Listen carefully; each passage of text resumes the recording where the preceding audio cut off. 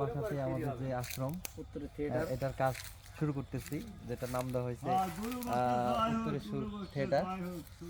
এই সব আমাদের কবি সাহেব ভাই, হ্যাঁ সবাই আমরা এখন কাজের উদ্বোধন করছি। সবাই এখন আমাদের জন্য একটু দোয়া করবেন, আমরা যেন কাজটা সাকসেস ভাবে হাসিল করতে পারি। অবশ্যই অবশ্যই।